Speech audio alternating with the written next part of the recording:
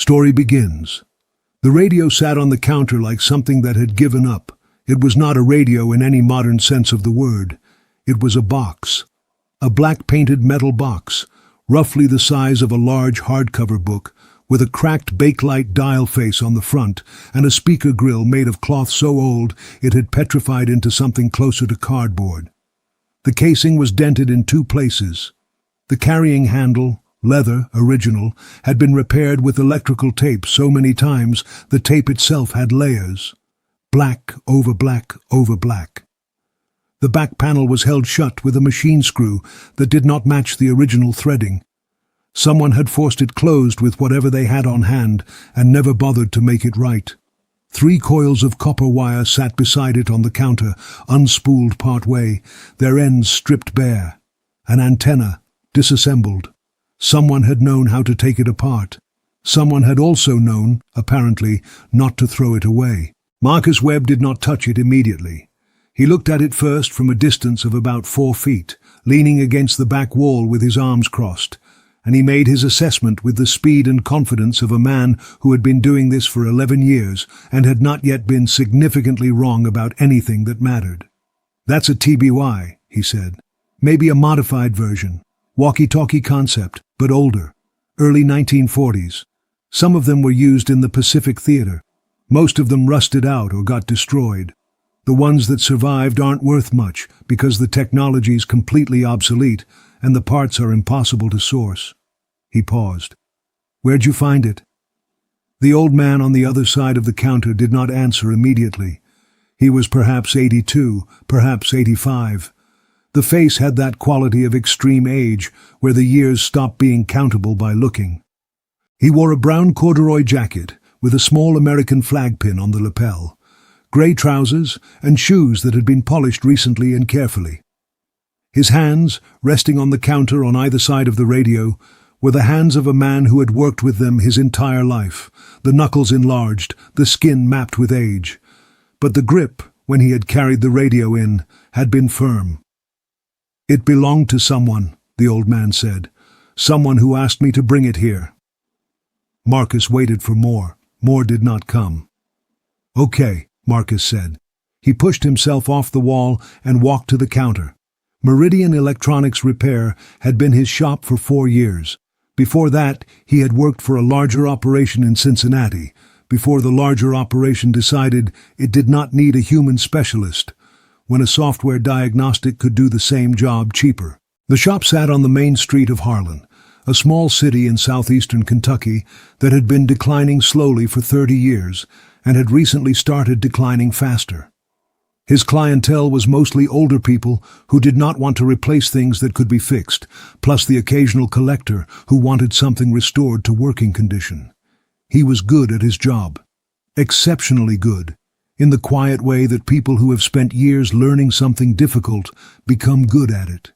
He could identify the manufacturer and approximate production year of almost any piece of electronic equipment made before 1980 by sight alone.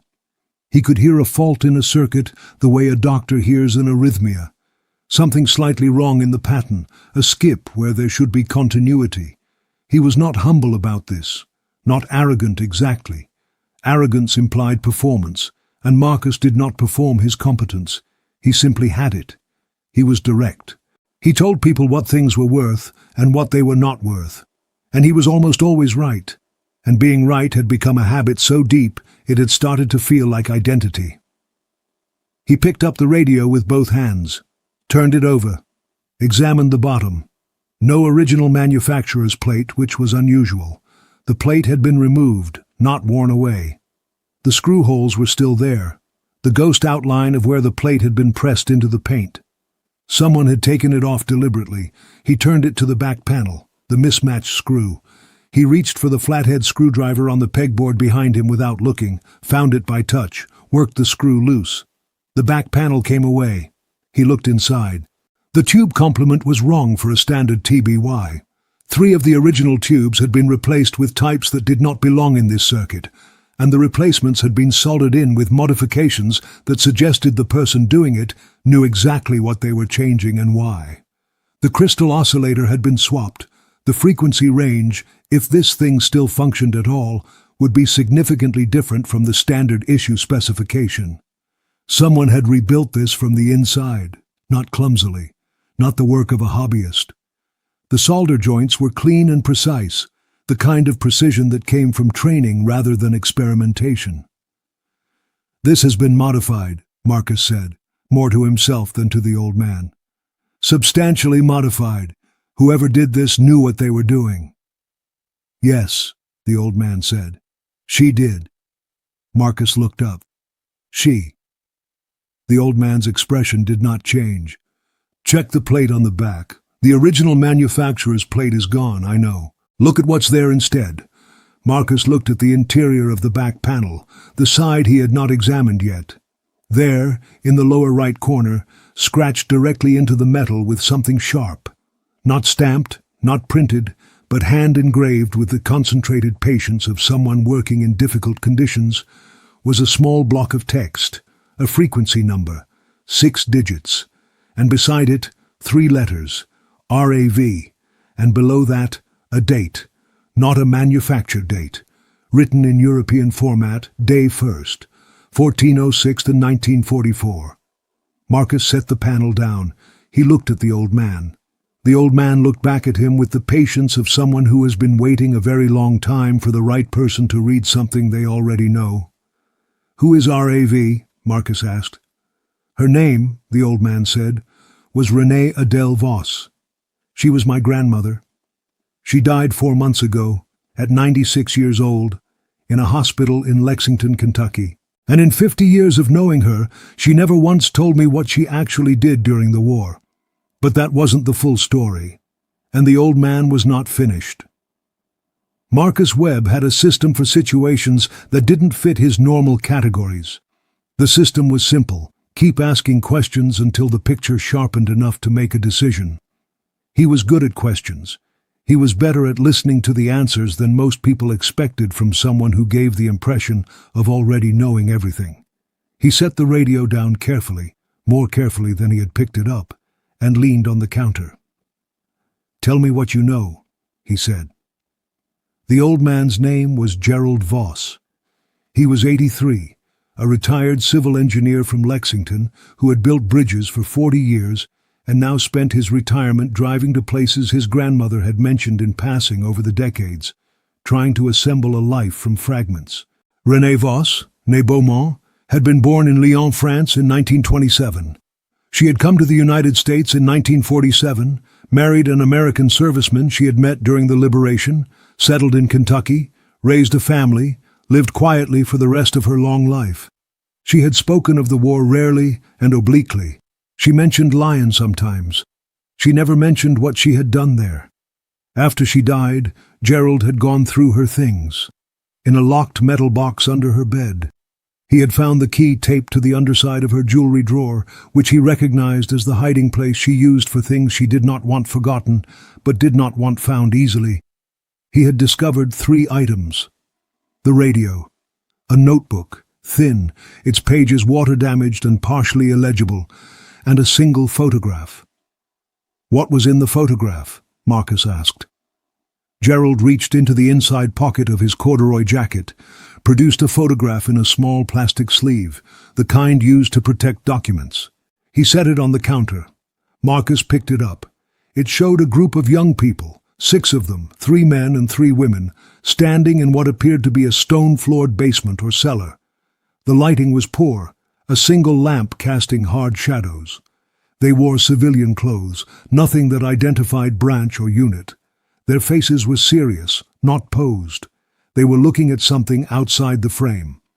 One of the women, standing second from the right, was perhaps 16 or 17 years old, small, dark-haired, with the particular expression of someone concentrating intensely on something in their hands. In her hands, a headset, and in front of her, partially visible at the edge of the frame, a radio set. Not the same radio as the one on the counter, larger, older, but the same category of object, the same purpose.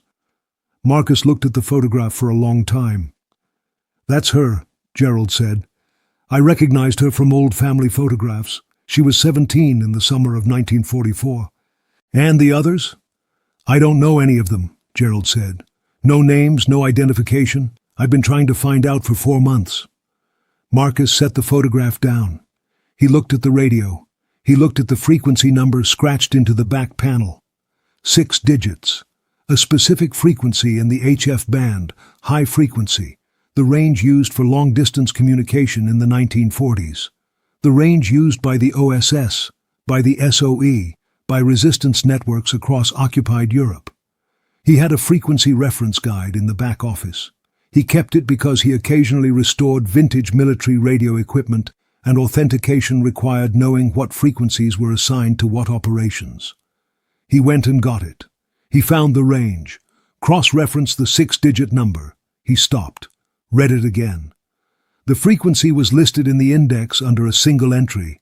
Sussex Plan, Overlord Support Network, France Sector 7, active June-August 1944.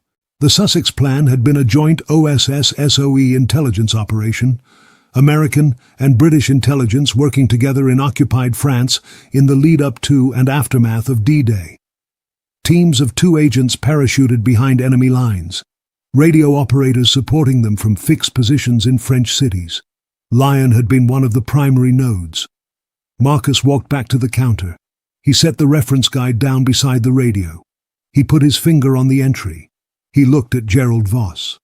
"Your grandmother was running a radio for the Sussex Plan," he said. "She was transmitting intelligence from Lyon to Allied command during the D-Day operations." Gerald said nothing. She was 17 years old. Yes. And she never told anyone. Gerald's jaw moved slightly before he answered. "She told my grandfather. Once. He told my father. Once. And my father told me, the day before he died, that his mother had done something during the war that she believed had mattered, but that she could never talk about because the people she had protected were still alive, and talking about it would have put them at risk." He paused. "My father died in 2003, 20 years ago. By then most of those people would have been dead too, but by then she had been silent for so long she didn't know how to stop. What happened next changed everything." Marcus had been running Meridian Electronics for 4 years, without once calling in a favor from anyone. He was self-sufficient by preference and temperament. He had contacts in the collector community, people he traded information with about rare components and unusual finds, but he kept those relationships professional and at a distance. He called 3 of them in the next 90 minutes. The first was a woman in Washington, D.C., who specialized in WPO-era signals intelligence equipment for the Smithsonian's collection. He described the radio. She was silent for 4 seconds, and then asked him to repeat the frequency number. He repeated it. She said very carefully, "Marcus, where did that come from?" "A private collection," he said. "Recently deceased. Family brought it in." Another silence. That frequency was listed as closed in September 1944. The operator was listed as missing, presumed compromised. "There's a file at the National Archives. It's been partially declassified." She paused. The operator's designation was Nightingale. Marcus wrote the word on his notepad, underlined it. "What happened to her?" he asked. "The file says she transmitted her last message on August 19, 1944. Then the frequency went silent. The assumption was capture. There was a significant Gestapo sweep of Lyon's resistance networks in August 1944, Klaus Barbie's operation. Dozens of people were taken. Some were executed, some were sent to camps. Nightingale's file was closed with the notation, status unknown, presumed dead." Marcus looked at Gerald Voss, who was sitting in the waiting chair near the front window of the shop, his corduroy jacket buttoned, his hands in his lap, looking at the radio on the counter. "She wasn't dead," Marcus said into the phone. A very long pause. "No," the woman said. "Apparently not." Marcus ended the call. He looked at his notepad. Nightingale. He wrote the date beside it, 1406, 1944. The date scratched into the back panel of the radio. Not the date of her last transmission, the date of her first. She had scratched her designation and her start date into the metal of the radio the day she began. not after the fact. Before. As if she needed to mark the moment of beginning, to leave evidence that she had been there, that it was real, that she existed at this frequency on this date. He picked up the radio again. This time he felt its weight differently. The second call was to a man in Paris, a historian who specialized in the French resistance, specifically in Lyon. Marcus described the photograph. The stone basement, the 6 young people, the woman with the headset. He asked if the image matched any known documentation of Lyon's resistance networks in 1944. The historian asked him to send a photograph of the image. Marcus photographed it carefully with his phone and sent it. He waited 7 minutes. The historian called back. His voice was different. The professional detachment was gone. The basement, the historian said. The stone floor, the specific arch in the upper left corner of the image, that matches a building in the 4th arrondissement of Lyon. The building was used as a safe house by a network called the Réseau Lumière, the Light Network. It was associated with the Francs-Tireurs et Partisans, the FTP, but it had direct communication links to the OSS Sussex plan. He stopped. Marcus, the Réseau Lumière network is one of the most documented resistance networks in Lyon because of what happened to it in August 1944. The Gestapo identified the safe house. Most of the network was arrested. Several were executed. The radio operator, the one who had been transmitting intelligence to Allied command, was the last person out of that building. She destroyed the primary radio set before she left, to prevent the frequencies from being compromised. She destroyed the primary set, Marcus said, but she kept a secondary. Silence. We never knew there was a secondary, the historian said quietly. And that's when things took a darker turn. Marcus spent the rest of that morning doing what he did professionally. He examined the radio with the focused attention he brought to every restoration project. But this was not a restoration. This was an excavation. He was looking for information, not function. He documented everything, photographed each component, measured the modifications against the standard TBY specification. The changes were significant and consistent. The frequency range had been shifted upward, away from the standard military allocation, to a narrower band that would have been harder to detect on a German scanning receiver. The output power had been reduced. The signal would have been weaker, shorter range, but less likely to be triangulated. Someone had traded power for invisibility.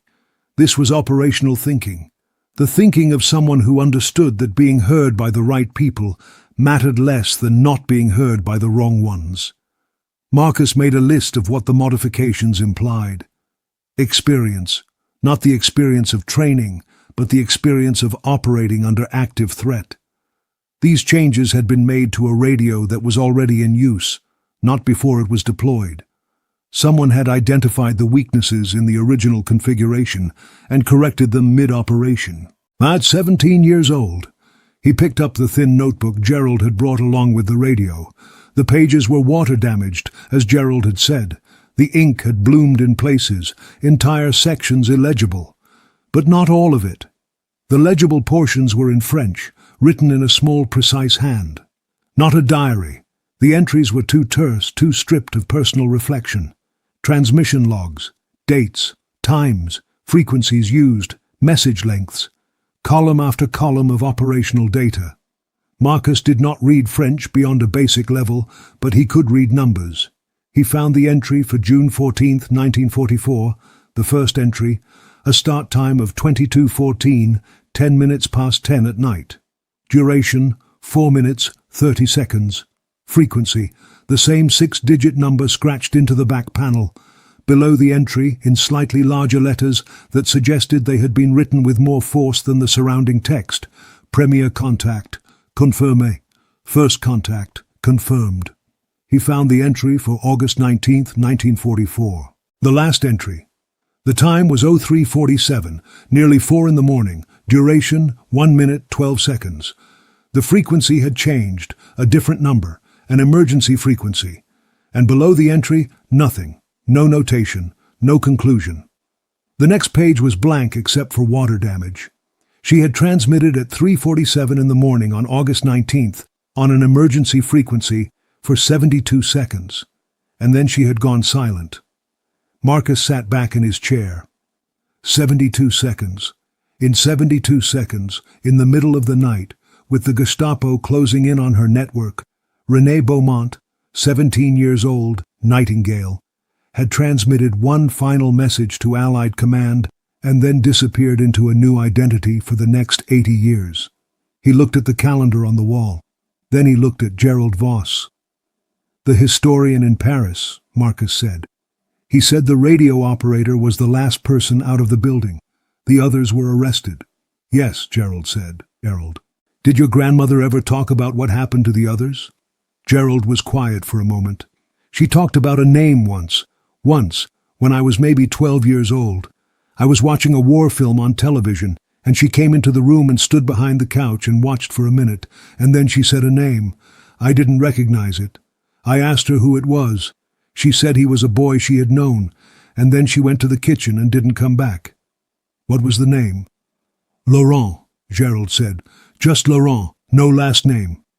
Marcus wrote the name on his notepad. Laurent. Underlined it. He had a feeling, not professional certainty, not yet, but the particular directional pull that came when the fragments of a complicated thing were beginning to suggest a shape, that Laurent was in the photograph, that Laurent was one of the 6 young people standing in the stone basement of a safe house in Lyon in the summer of 1944. And that whatever had happened to Laurent on August 19th, 1944, was the reason René Beaumont had carried a modified radio in a locked box under her bed for the rest of her long life. No one expected what came next. The third call Marcus made was to the National Archives. He had an account, most serious collectors and restoration specialists did, that gave him access to the declassified military records database. He put in a records request for the Sussex Plan, Lyon Sector, operator designation Nightingale. The system told him the request would take 5 to 7 business days. He put in a second request, flagged urgent, citing the physical evidence in his possession. The system told him urgent requests were processed within 48 hours. Marcus looked at the clock. It was 1:15 in the afternoon. Gerald Voss had been in his shop for just over 2 hours. The radio sat on the counter. The notebook sat beside it. The photograph was back in its plastic sleeve. "You should leave these with me," Marcus said. "The radio, the notebook, the photograph. Let me work on this properly." Gerald looked at the objects on the counter for a long moment. The look of a man deciding how much trust a stranger has earned and whether it is enough. "She brought it here for a reason," Marcus said. "Your grandmother. She left instructions to bring it here specifically?" "She left your name," Gerald said, "written on an envelope that was taped to the inside of the box. Your name and this address. She wrote it sometime in the last 2 years, based on when she bought the envelope. I found the receipt in her desk. She had been watching you." Marcus went very still. She had been watching me. There was a folder in her desk, printouts of articles, a mention of your shop in a regional collector's newsletter, a photograph of the storefront.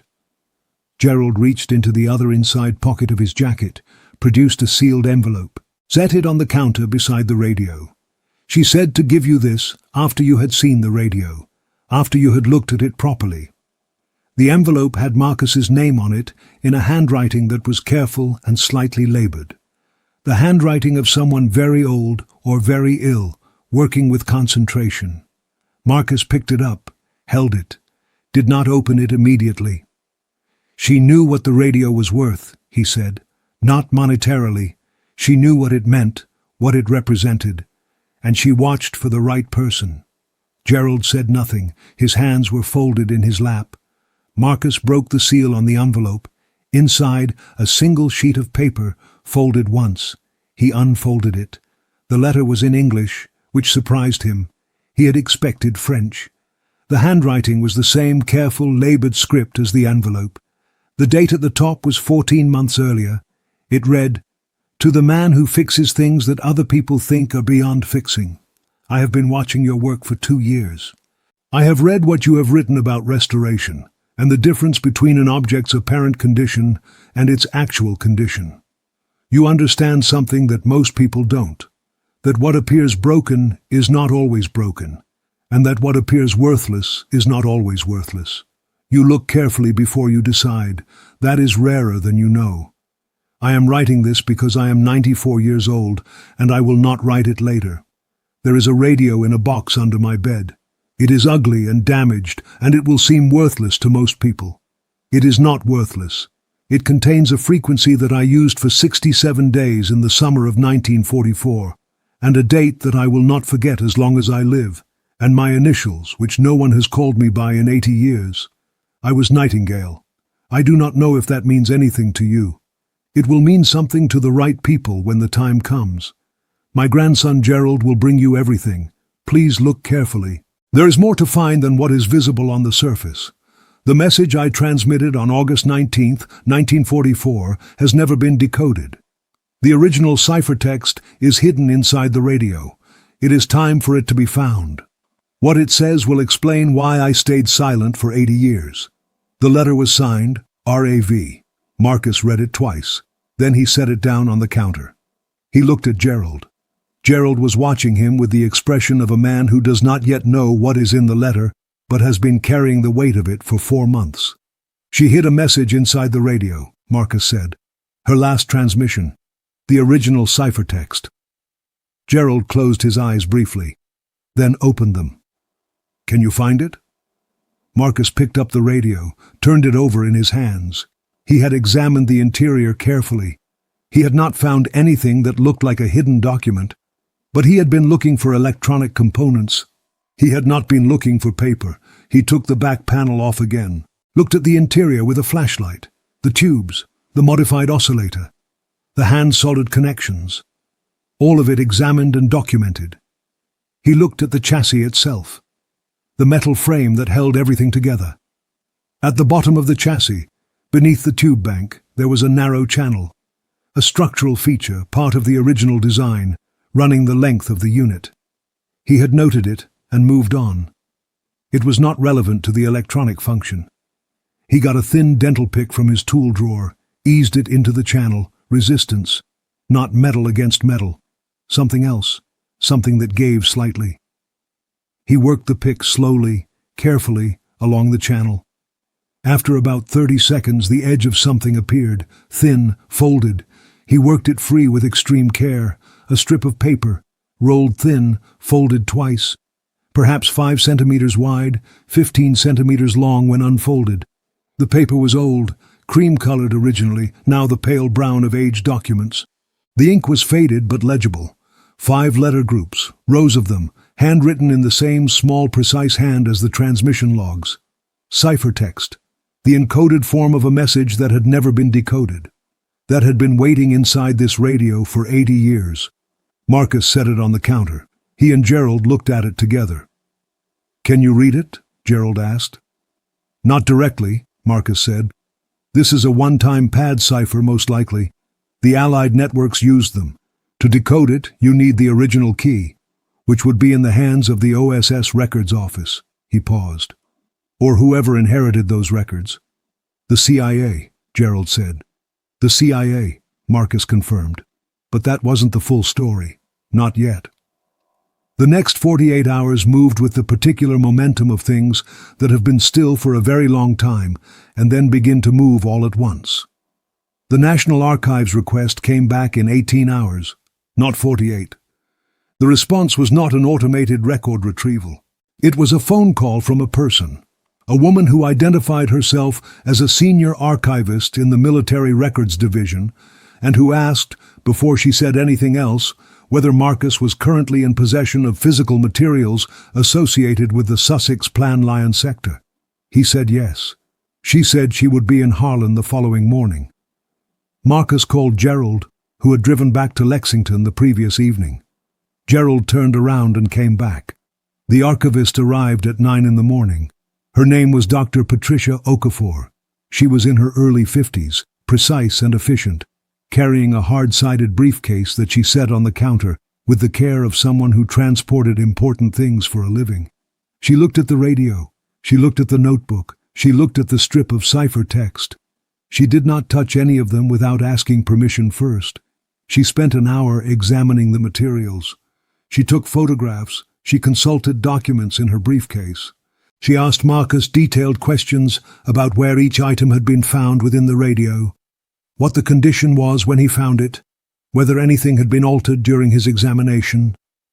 Then she sat down in the waiting chair that Gerald had vacated, and she said, "The Sussex Planned Lyon sector file has been partially declassified since 2001. The Nightingale designation is in the file. The record states that the operator transmitted on the emergency frequency at 0347 on August 19, 1944, and that the transmission was received by the relay station in Geneva. The message was logged, the ciphertext was recorded, and then the key was lost." Marcus looked at her. The key was lost. The one-time pad that would have decoded the message was held by the OSS field officer responsible for the Lyon sector.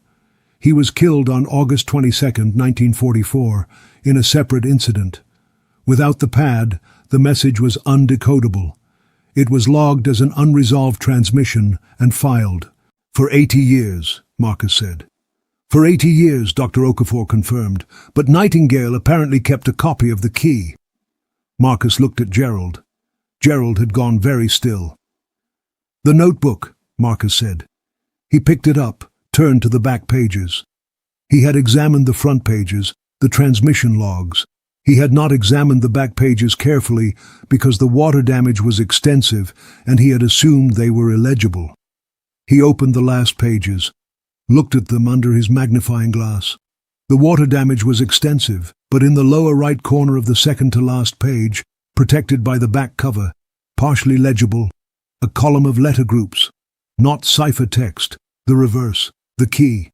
She had kept the key inside the notebook, hidden in the damaged pages where anyone who looked casually would see only destruction. "She kept everything," Marcus said. "She kept everything," Dr. Okafor agreed. What happened next changed everything. The decoding took 4 days. Dr. Okafor worked with a team from the National Archives Cryptography Unit, 3 people who flew into Lexington and drove to Harlan because Gerald had asked that the work be done in the presence of the family, and Marcus had agreed that his shop was the appropriate location. Marcus watched the process. He did not intervene. He made coffee. He kept the shop closed. He answered the questions they asked him about the physical condition of the materials, and otherwise stayed out of the way. On the 4th day, Dr. Okafor came to the counter where Marcus was working on an unrelated repair, a 1960s transistor radio he was restoring for a regular customer. She set a printed document on the counter beside his work. "The decoded message," she said. Marcus set down his soldering iron. He read it. It was not a long message. 72 seconds of transmission in the pre-dawn hours of August 19, 1944. The compression required to encode and transmit what she had to say in that amount of time had reduced it to its absolute essentials. The message read, "Network compromised. Safe house burned. 6 agents taken. Laurent and 3 others hold position at secondary location. Coordinates follow. Await extraction. Barbie's men have agent list but not secondary location. Window is 48 hours. Nightingale out. 6 agents taken. Laurent and 3 others at a secondary location. 48 hours.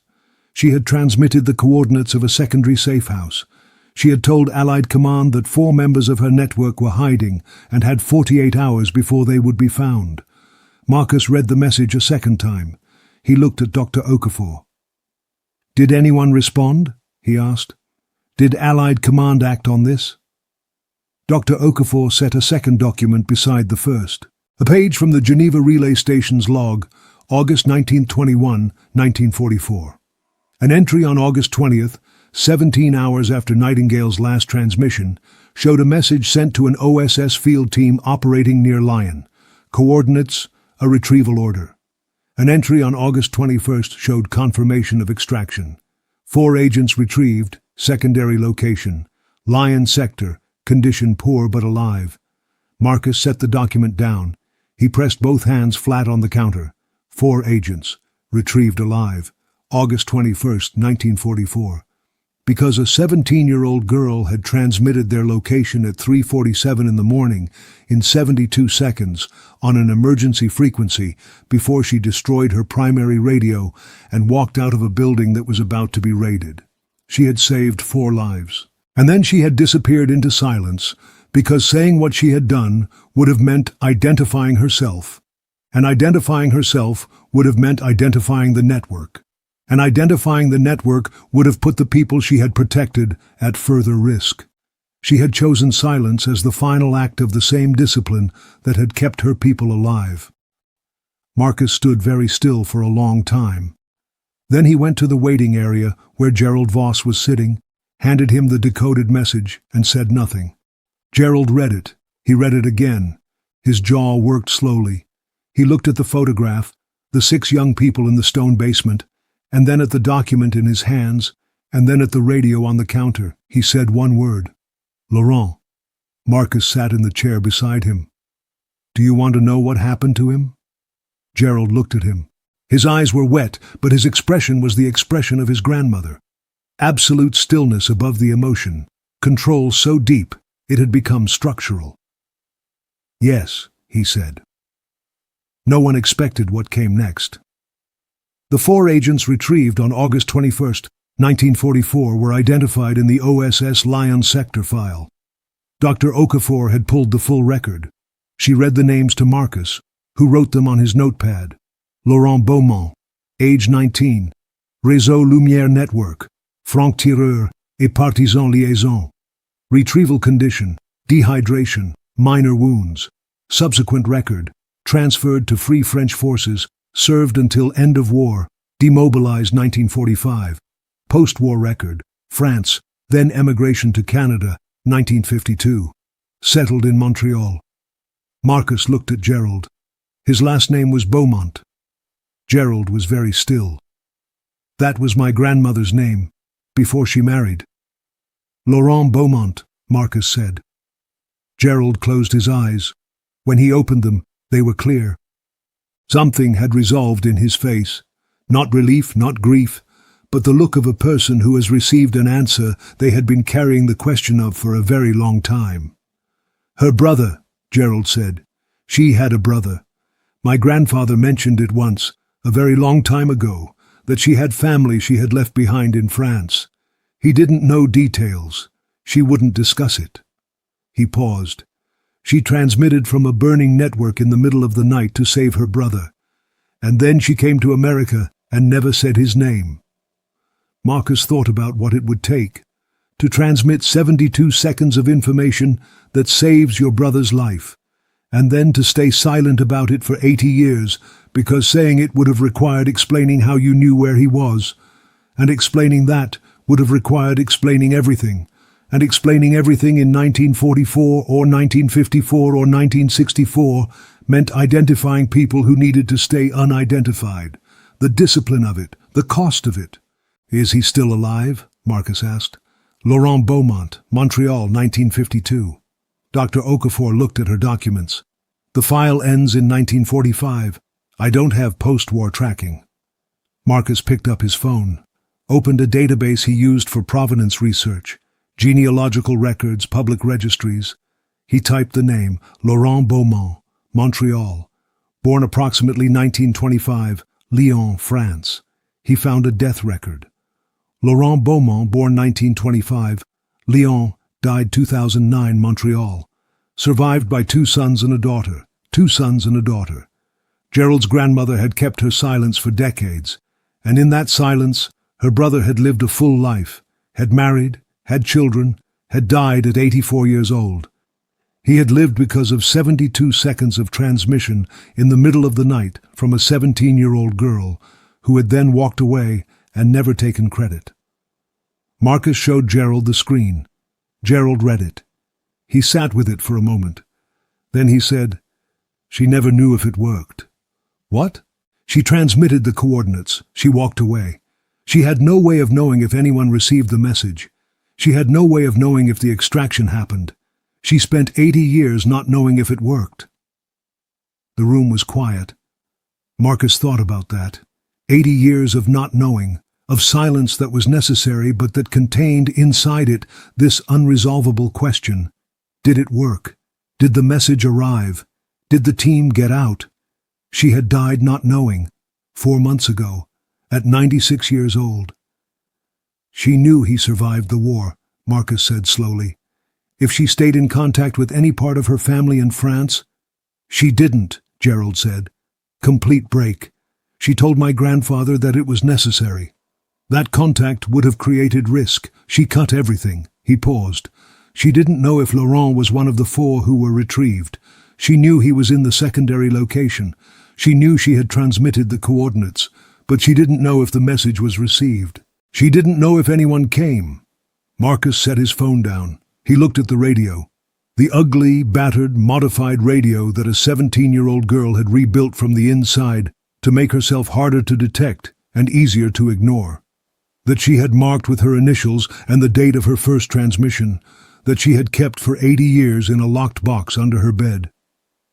She kept the radio because it was the last physical proof that she had sent the message, he said. Not proof of what she did, proof that she tried, that she was there, that she transmitted. And that's when he understood why she had left it to him specifically. Not because she needed it authenticated, not because she needed it restored, because she needed someone to find what was inside it. Someone who understood that the message a thing carries is not always visible on its surface. Someone who would look carefully before deciding there was nothing there. She had needed the message decoded because she had died not knowing if it had been received, not knowing if Laurent had been found. The answer was in the Geneva relay log, in the OSS extraction confirmation, in the death record from Montreal. Laurent Beaumont died 2009, survived by 2 sons and a daughter. It had worked. But that wasn't the full story. Not quite. Gerald Voss made a phone call from the waiting chair in Meridian Electronics Repair in Harlan, Kentucky, on a Thursday afternoon in November. He called Montreal. Marcus stayed at his workbench and did not listen. He found things to do with his hands, reorganizing components, checking inventory, because the call was not his, and the privacy of it mattered.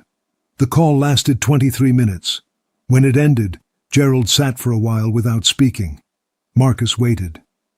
Laurent's son, Gerald finally said. The older one. His name is Michel Beaumont. He's 71 years old. He's a retired professor. His father never spoke about the war in detail, only that he had survived because of a radio operator who had transmitted his location when the network fell. He called the operator the Nightingale because he didn't know her name. He told that story every year at the family's dinner table on August 21st, the day he was retrieved. Marcus looked up from his workbench. He called her La Fauvette, Gerald said, the Nightingale.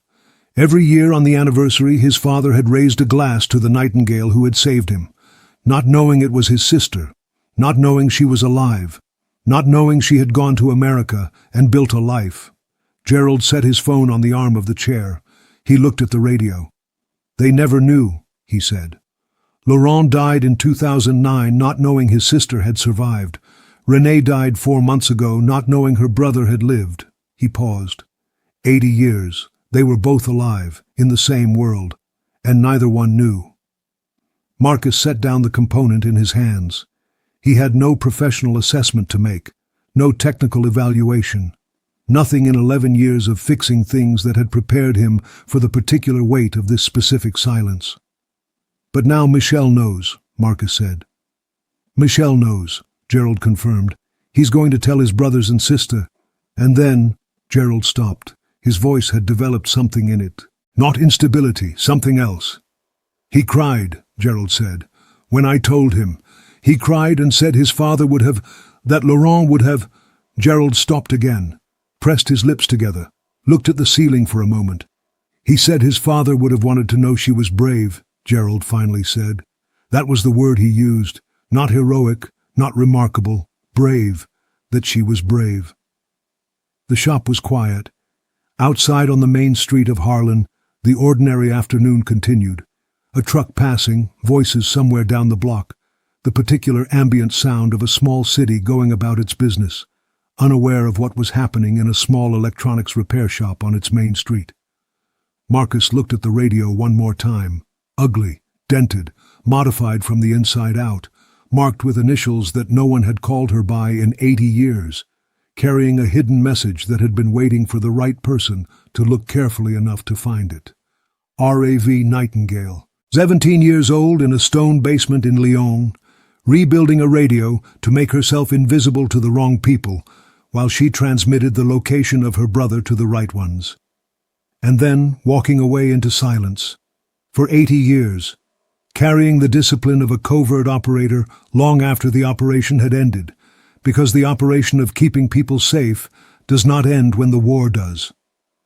"What happens now?" Marcus asked. "With everything, the radio, the documents." Gerald looked at him. She wanted it documented. That was clear from the letter. She wanted it found and documented, and, I think, she wanted the message decoded. She knew it couldn't be decoded without the archives. She knew someone would have to look carefully enough to find the key in the notebook. He paused. She planned this. For years, she watched for the right person, and she left a trail that was exactly difficult enough to require real attention, but not so difficult that it could be missed entirely. She trusted the process, Marcus said. She trusted that the right person would take it seriously. Gerald looked at him. She wasn't wrong. Dr. Okafor, who had been quiet in the corner for the past hour, spoke. "There's a formal recognition process," she said. "The OSS Society manages it in coordination with the CIA, for operators who served in clandestine roles and were never formally recognized. The documentation we've assembled here, the radio, the transmission logs, the decoded message, the Geneva relay confirmation, the extraction record, it's sufficient to open a formal case." "She's dead," Gerald said. "Recognition doesn't help her." "It helps the record," Dr. Okafor said. "And it helps the people who come after, her name in the official record. Nightingale identified as Renée Adèle Vos née Beaumont, her service acknowledged, her brother's survival acknowledged as a consequence of her action." She paused. "It also helps the Beaumont family in Montreal understand what happened, why their grandfather was alive, who to thank." Gerald looked at the radio for a long time.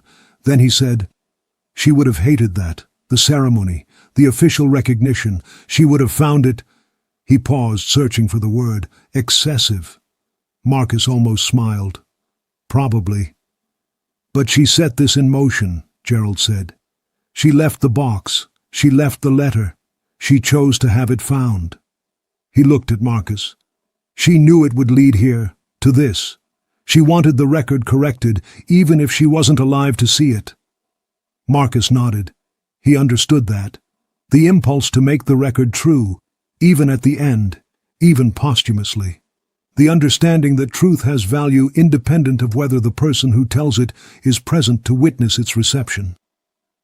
He thought about what it had taken. 96 years of a life, the last years of it spent watching a repair shop in Kentucky from a distance, waiting to identify the right person to carry the objects forward. The patience of that, the precision of it, the operational thinking of someone who had been 17 years old in a stone basement in Lyon, and had never, in the 8 decades that followed, stopped being Nightingale. What happened next changed everything. The formal recognition request was filed in January. The OSS Society processed it with unusual speed. Dr. Okafor had flagged it as a case of particular historical significance, and a retired CIA historian who reviewed the preliminary materials described it in an internal memo as one of the most completely documented cases of unrecognized clandestine service we have encountered. Marcus received a copy of the memo through Dr. Okafor. He read it in the back office of his shop, between repair jobs. He read it twice. Then he filed it in the folder he had started for the case. The same systematic documentation he brought to every significant restoration project, applied now to something that was not a restoration in the technical sense, but was, in the deepest sense, exactly that. Gerald Voss came back in March, not with objects this time, just himself. He sat in the waiting chair and talked to Marcus for 2 hours. He had been to Montreal. He had met Michel Beaumont and his family. The meeting had been, in Gerald's word, overwhelming. Not because of the ceremony of it. There had been no ceremony, just a family dinner at Michel's apartment, simple, private. But because of what it meant to sit at a table with the grandchildren of Laurent Beaumont and understand that they existed because of a 72-second transmission made by a 17-year-old girl in the middle of a night in August 1944. Michel's daughter, Gerald said. She's 43. Her name is Renee. He paused. Laurent named her after his sister. He didn't know his sister was alive. He had no idea she had gone to America. But he gave his daughter the name of the sister he thought he had lost. The sister who had, as far as he knew, disappeared into the chaos of the August arrests and never been heard from again. Marcus was quiet. 2 Renees, Gerald said. One in Kentucky, one in Montreal. They never knew about each other. Marcus thought about the grandfather.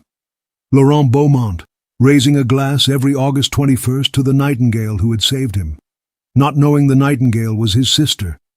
Not knowing his sister had crossed an ocean and built a life and named her granddaughter after the nightingale she had heard outside the safe house the night before her first transmission. The nightingale, the Fauvette, R.A.V. What did you tell Michel's daughter? Marcus asked. I told her everything, Gerald said. Everything we found, the radio, the notebook, the decoded message, the retrieval record from Geneva. All of it. He paused. She cried, not at the first part. She was composed through most of it, very composed. She reminded me of my grandmother in that way. She cried at the part about the name. When I told her that my grandmother was also named Renee, she cried at that. Marcus looked at the radio, which he had returned to its position on the counter.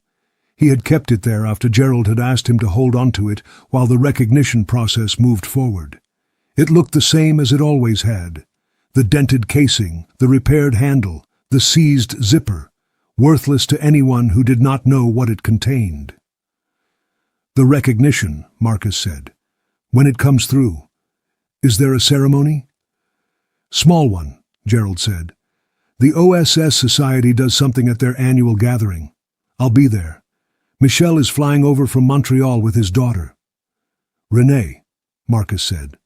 Renee Beaumont, Gerald confirmed. The shop was quiet for a moment. Outside, Harlan went about its March morning, gray sky, the sound of a delivery truck on the main street, someone's radio playing a country station from the direction of the diner 2 doors down. She planned all of this, Marcus said. It was not a question. Yes, Gerald said. She planned for the things she could not control by choosing the right person to put in motion the things she needed to happen. She couldn't decode the message herself. She couldn't contact the archives. She couldn't find Laurent's family. She was 94 years old, and she had been silent for 80 years, and she knew she was running out of time. He paused. So she found someone who could do the things she couldn't, and she trusted him to look carefully. Marcus looked at the radio, at the dented casing and the layers of black tape on the handle and the mismatched screw on the back panel, at the unremarkable surface of something that had been carrying a hidden message for 80 years. He had almost dismissed it. In those first 30 seconds, looking across the counter at an elderly man holding a box that looked like garbage, he had been 40% certain it was not worth his time. He had been ready to say the words that would have sent Gerald Voss to the door with the radio still wrapped and unexamined and the message still inside it. He had looked carefully instead, out of habit, out of the discipline that 11 years of doing one thing carefully had built in him without his noticing. She had read about that habit in a newsletter, in a paragraph about how he approached restoration work. She had decided, at 92 or 93 years old, reading about a repair shop in Kentucky, that he was the right person. He would think about that for the rest of his life. Leave the radio with me, Marcus said. I'll keep it until the recognition comes through.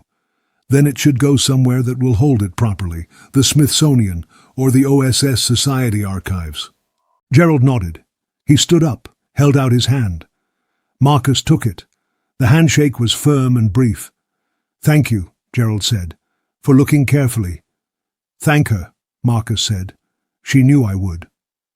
Gerald left. The bell above the door chimed as he went. Marcus stood behind the counter for a moment, alone in the shop. He looked at the radio. Then he walked to the pegboard behind him, the organized tool wall that was the working landscape of his daily life, and he cleared a space at the end of the top row.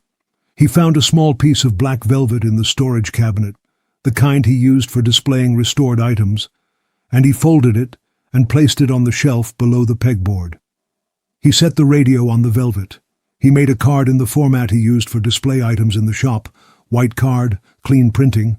It read, Modified TBY Radio Set, C, 1942, rebuilt and operated by RAV, designation Nightingale, Réseau Lumière, Lyon, France, June 14, Auguste 19, 1944. Final transmission, coordinated extraction of 4 Allied agents. Message recovered and decoded, November year, in memory of Renée Adèle Vos, 1927 year. She looked carefully. She transmitted. She saved them. He placed the card in front of the radio. He stepped back and looked at it. The morning light came through the front window of Meridian Electronics Repair and fell across the counter, the pegboard, the organized tools, the radio on its velvet with its card. Outside on Harlan's Main Street, the day continued, ordinary, unremarkable. The kind of Tuesday morning that does not announce itself.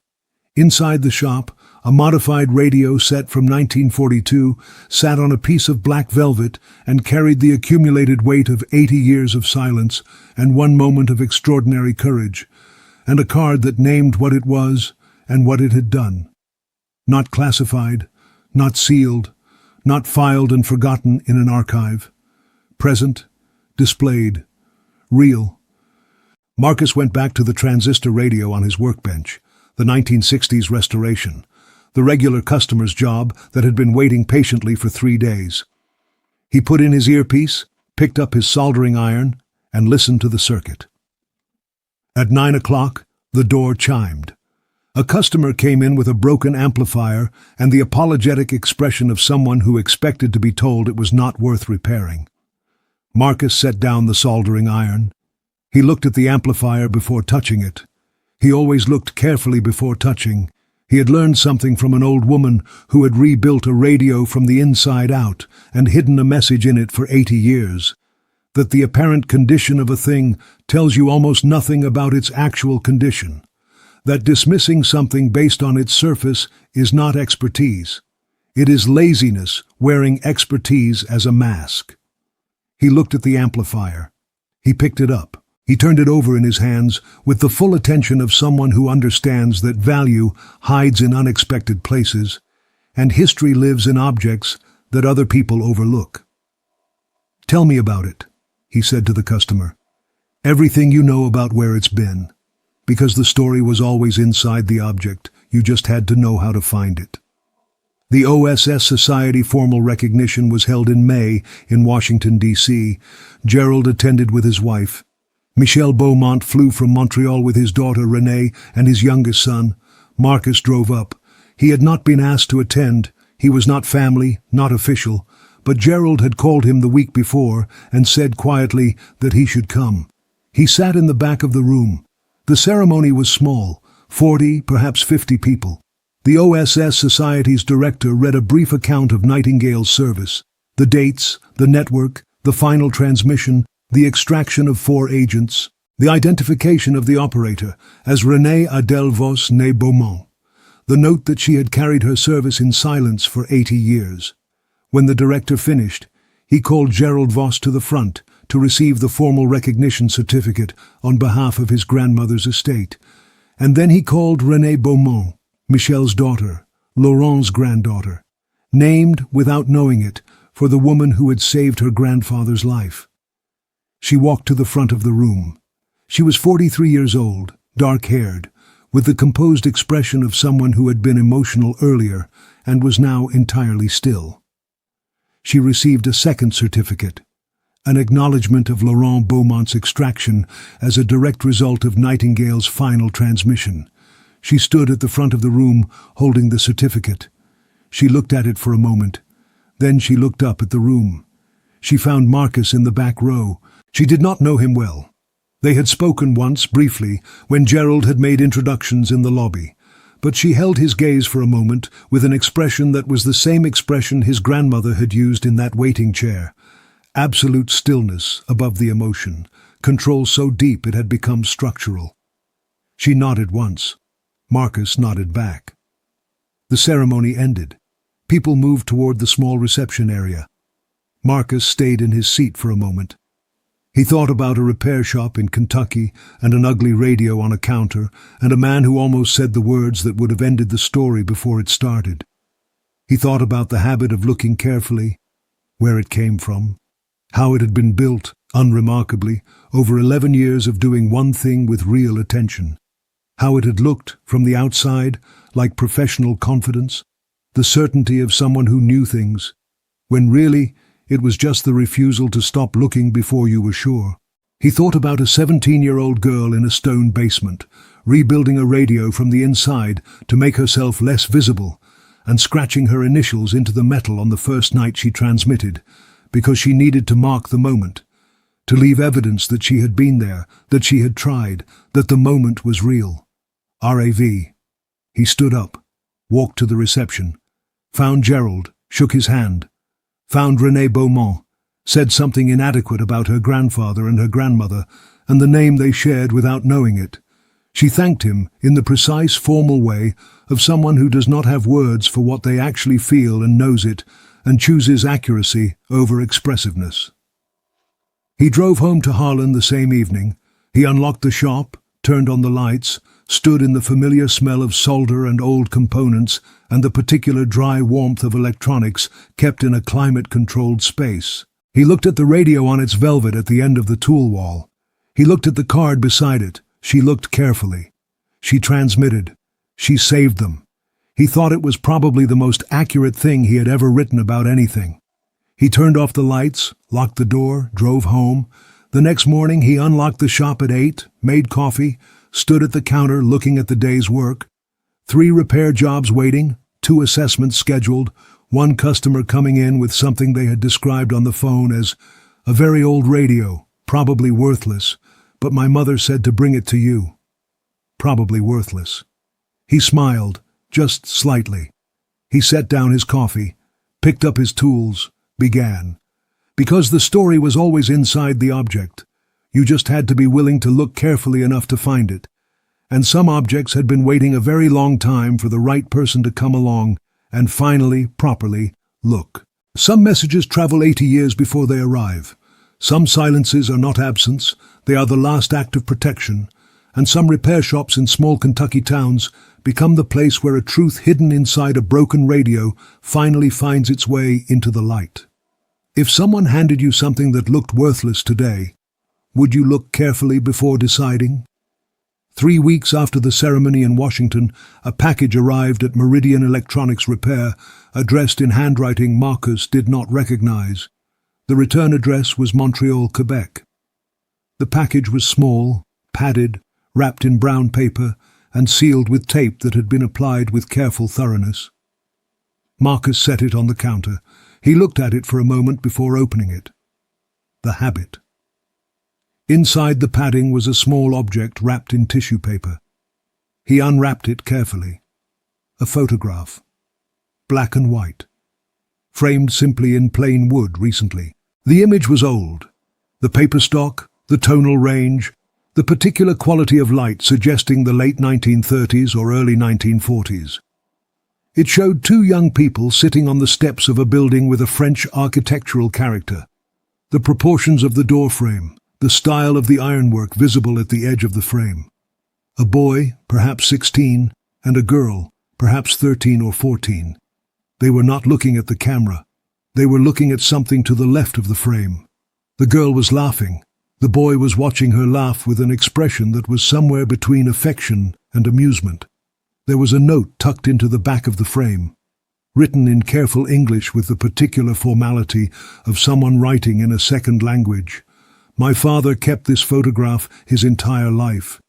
He told us the girl in it was his sister, who he lost during the war. He did not know what had happened to her. He called her Renée. This photograph was taken in Lyon, 1940. René would have been 13. Laurent would have been 15. I am sending you this because my father's granddaughter, my daughter, also René, told me that you were the person who found everything, who looked carefully enough. I think you should have this. It belongs in the same place as the radio. Michel Beaumont, Montreal. Marcus stood at the counter and looked at the photograph for a long time, the boy watching his sister laugh. Lyon, 1940. 4 years before August 19th, 1944. 4 years before 72 seconds of transmission in the pre-dawn dark. He walked to the tool wall. Beside the radio on its velvet, he placed the photograph. He made another card. Laurent Beaumont and René Beaumont, Lyon, 1940. 4 years before Nightingale, donated by Michel Beaumont, Montreal. He stepped back, looked at the arrangement, the radio and the photograph, side by side on the velvet, the two cards in front of them. The morning light moving slowly across both. A radio that had carried a hidden message for 80 years. A photograph that had crossed an ocean without either sibling knowing the other was alive. Two objects, one story. He thought about objects and what they carry, what they are capable of holding when people cannot speak, the function they serve when the human voice goes silent, not because it has given up, but because it has made the calculation that silence is the final form of protection. He thought about the specific loneliness of that, of knowing something important and choosing not to say it, not out of weakness, but out of the understanding that the saying would cost more than the silence. He had met people who kept secrets out of shame, out of fear, out of selfishness. Those secrets had a particular quality when they finally surfaced, a kind of sourness, the smell of something kept in the wrong conditions. This was different. This secret had been kept out of love, out of the same operational discipline that had rebuilt a radio from the inside to protect the people using it, out of the understanding, arrived at young and carried for 80 years, that the safety of other people sometimes required the erasure of yourself. The silence had not been absence. It had been the last transmission, the one that kept broadcasting without a signal, maintaining the frequency of protection long after the war had ended. Marcus looked at the photograph, the boy watching his sister laugh. He wondered what Laurent had felt, raising a glass every August 21st, to the nightingale he did not know was his sister. Whether the memory of her laugh had lived somewhere in him all those decades, surfacing sometimes in the way memories do, sudden, unbidden, with the particular sharpness of things that were real and then were not. He would never know. Laurent was gone. René was gone. The laugh in the photograph was 80 years old, and the two people in it had lived their entire lives without finding each other. But Michel's daughter carried the name, and now she knew why.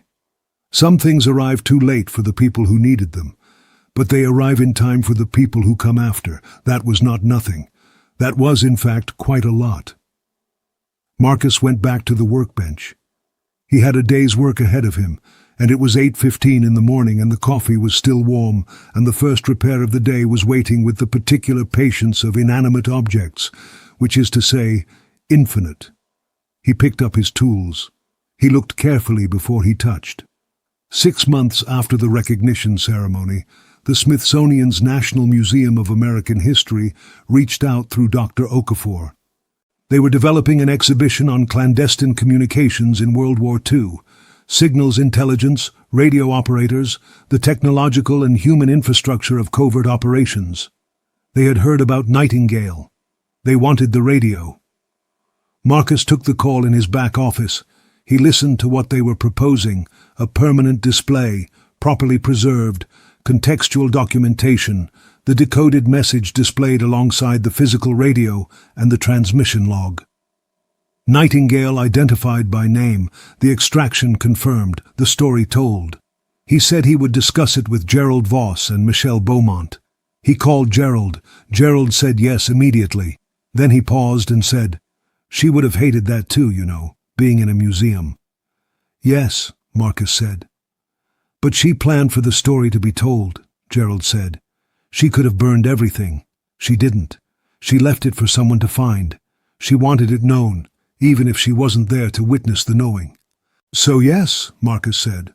"So yes," Gerald confirmed. He called Michelle Beaumont. Michelle's response came through his daughter Renee, who spoke better English and had established herself as the family's contact for anything related to the recognition. She said her grandfather had always believed that the people who gave things in the dark deserved to be brought into the light. She said the family agreed. Marcus called Dr. Okafor back. The radio would go to the Smithsonian. He had one condition. The card he had made, the simple white card with the plain text, would go with it. Not in a case, not framed, not enlarged. Exactly as he had written it, in the size and format he had used, placed in front of the radio exactly as it had been placed in his shop. She looked carefully. She transmitted. She saved them. Dr. Okafor said she would put it in writing. On the day the courier came to collect the radio, a specialized handler, the kind who moved valuable historical objects for museums, arriving with a transport case lined with archival foam and a chain of custody document that Marcus photographed before signing. Marcus wrapped the radio himself. He used clean archival tissue, the kind he kept for his most delicate restorations.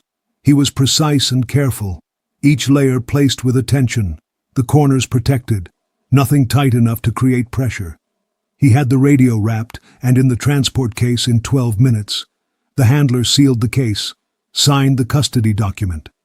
Marcus kept his copy. He stood at the counter for a moment after the handler left.